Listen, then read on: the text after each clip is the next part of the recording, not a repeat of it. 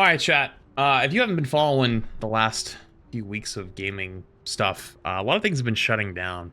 There is a new victim today. There's actually two victims, but Realm Royale Reforged is shutting down. Realm Royale was the battle royale game where you like ran around on horses.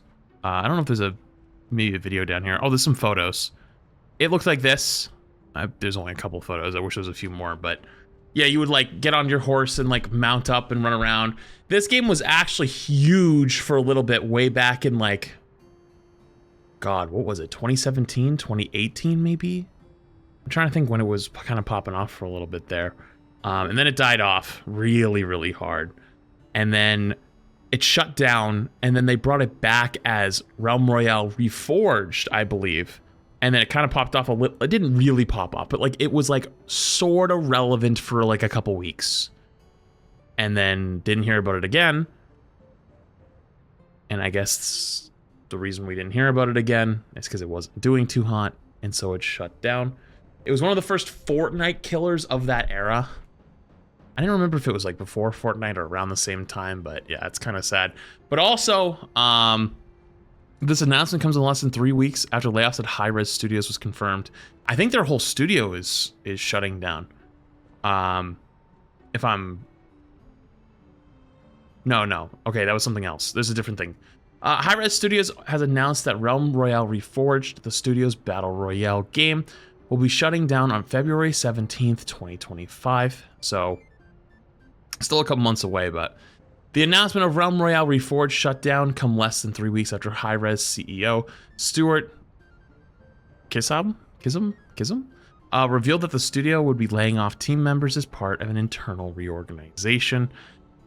As per an ex-post from Kism, the layoffs at Hi-Rez were a product of a comprehensive review of the studio's strategy and operations. This review informed Hi-Rez's decision to focus on its efforts as almost entirely on Smite 2. Yeah, I remember we actually looked at this a while back when it first happened. It was like they're going all in on Smite 2.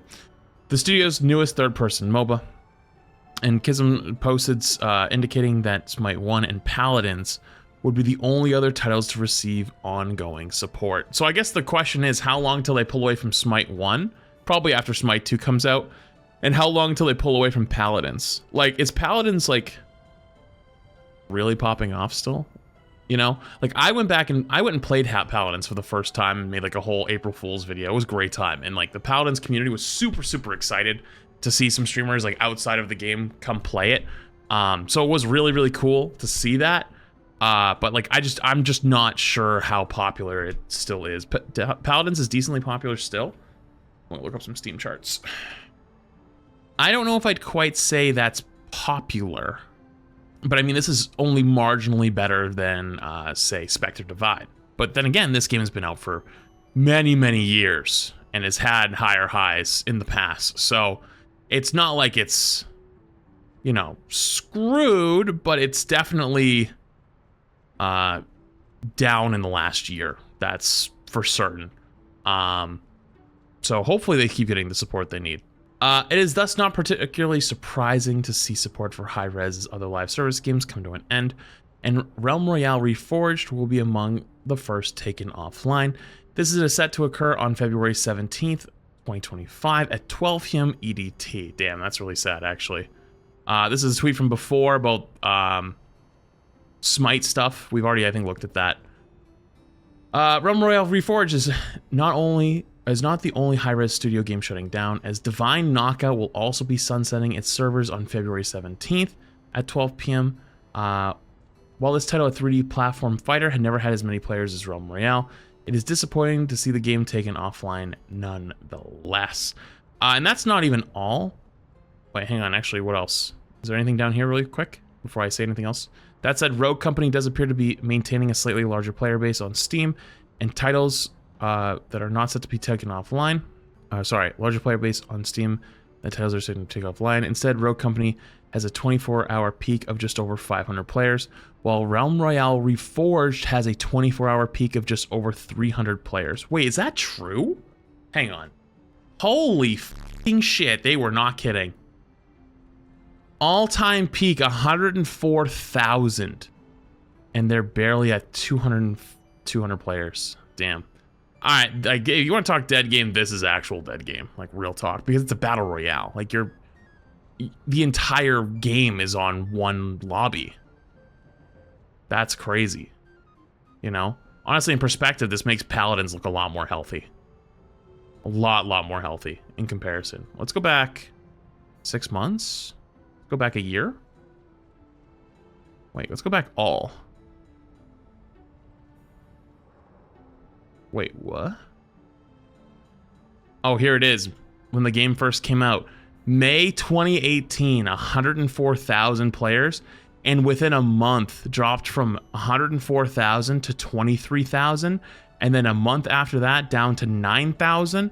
And then a month after that, down to 3,000. Holy shit. Talk about a fall off. Good lord. That's Concord levels of dead? Yeah, this is actually Concord levels of dead. Holy fucking shit. Man, that's kind of sad. I remember when this game was popping for like that like 2 weeks. Holy shit. And also, this too, really quick. I'm not really going to go into it because there's not really much to say here, but apparently Netflix closed its all-star AAA video game studio, which made 0 games.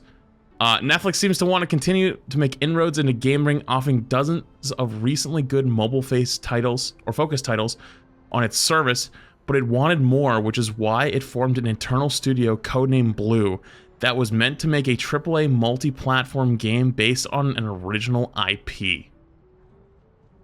So it had, wait a minute. Now reported by GameFile Stephen Totalio, that has been shut down despite its big plans of an all-star list of recruited talent. Among those that were hired are Overwatch executive producer Chakao Sonny, Halo creative lead Joseph Staten, the Coalition's Jerry, Blizzard and Bungie's Gavin Murphy, and Sony Santana Monica art director Rafael Grassetti, and many more. Yo, this is no disrespect to any of these people. This is purely for fucking memes. But extremely criticized game, always called dead game, even though it really isn't. Game that has had a massive fucking fall off, but is still one of the most beloved franchises of all time. What is that? Blizzard and Bungie. Like, that's like a superstar studio of fuckery. Well, the only thing they would need at that point is like, you know, lead monetization, you know, lead of corporate monetization, and then fucking put Activision, Blizzard, and Bungie, and then you're good to go. Like, yeah, what's the opposite of the Avengers at that point, you know? But like, I'm not saying any of these people do those things at all. Like, it's purely for the memes tied to their, like, oh, we have these big name people, and then they comes from like these places. I think the lesson here is that game development is not about trying to assemble the Avengers of game devs from other studios, but having a clear, coherent vision of what you're trying to make in the first place, and apparently that did not come together. Yeah, that's true. I've said this many times. I'm not going to read the whole thing. If you want to go find it later, the link's up here. And I'm sure Retro might include some of the links in the description whenever it goes to YouTube. I think that studios and companies, especially when you make art, because making video games isn't art, whether you believe it to be that or not, think that the corporation and the IP is above the people, but real talk, what ends up making a game is the people. Like, the people are the people who have that ideas. They are the vision. They are the people that have the direction. They know where they're going. They have an idea. But then bringing in a separate person and then placing the idea into them, it's like a game of telephone. You're never going to get the full idea into them. You're only going to get pieces of it. And then if you do that enough times, it kind of changes completely, and it's no longer what the original vision even was. So grabbing a bunch of people from a bunch of different studios and plopping them together, like, yeah, go make something. Yeah, no shit, they're gonna probably have a hard time making anything like that. Amazon did this too with Lost Ark and New World. I remember New World was popping off and was like a great game for like, what? Like a month, maybe 2 months, but it also was a time like when the 3090s came out, I believe. It was the 3090s or the 4090s. It might have been the 4090s. And then like, if you ran the game on your 4090, it would brick your GPU. Like, straight the fuck up, if you had the best top of the line GPUs. Oh, it was the 3090s? If you had literally the best GPU that you could buy, the game would brick it, and there's nothing you could do. You just shit out of luck. That's it. I was like, what? So I never touched New World because I had just gotten a 3090. I was like, absolutely not. Absolutely fucking not. The fact that that was a problem for them like a straight month, and they never like talked about it. They never like made out a public thing like, oh, we fixed it or anything like that or anything big, was crazy to me. And I never wanted to touch that game after that. Although I guess that's probably one of the most Amazon things that could have happened.